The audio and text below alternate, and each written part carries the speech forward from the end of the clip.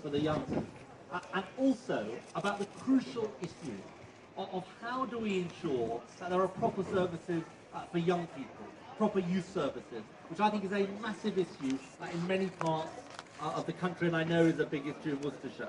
And then what are we campaigning on nationally in these elections? Look, I think we've had 3 years of this government, and I think many people think that the direction of the country is not the right direction.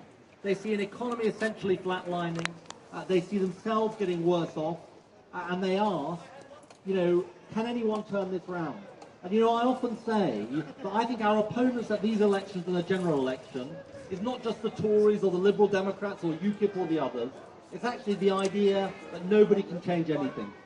That actually the problems of the country are too deep, too profound to make any difference to the country.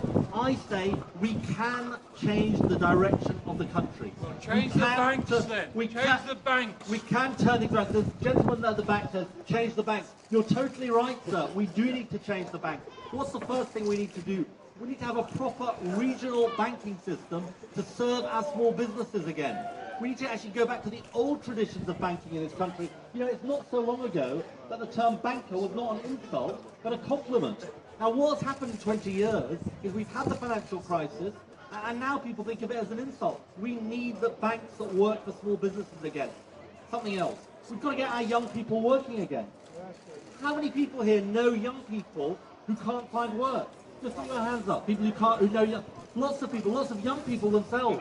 Look, I say we can get young people working again in this country. How would we do it? Tax the bankers' bonuses, and as the gentleman at the back said, there are certainly those bankers' bonuses still around. Use that money to put young people back to work. If I was Prime Minister, I would be saying to every business in the country, we'll pay the wages of young people, so we'll supply the wages, 25 hours a week at least the minimum wage. You provide the training, because it's not just free labour, and let's get our young people working again, including here in Worcester. Isn't that what we need, ladies and gentlemen? Yeah. I didn't hear you. Isn't that what we need? We need to get our young people working again.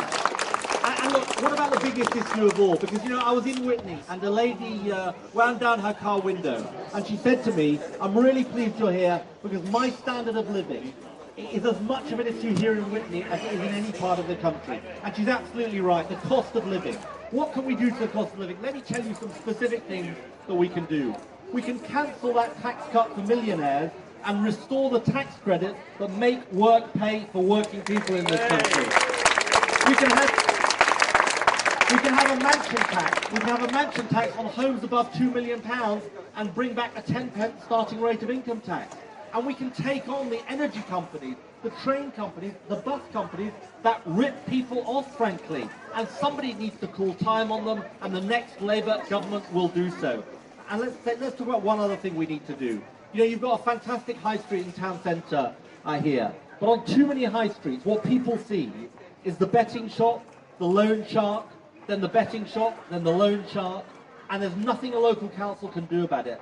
Let's give powers back to local councils to take back our high streets, because that's what people want to see up and down this country, so there can be proper local control over high streets. One other thing we need to do, we need to start building houses again in this country, don't we?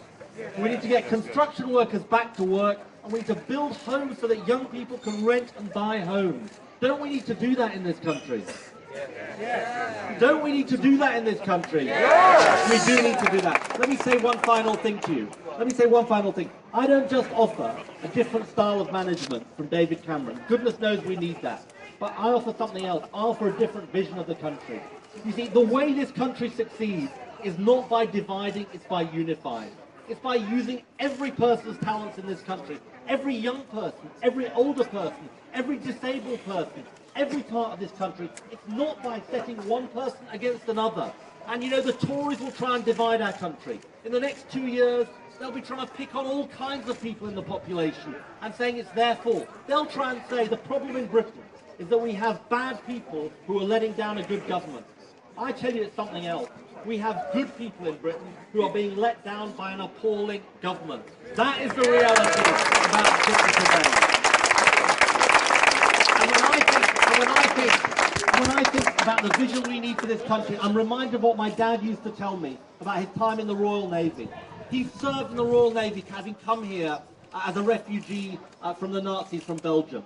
And he always used to say to me, the thing about the Navy was it brought people together from all backgrounds, all walks of life, all classes, all coming together as one. That's how we won the war.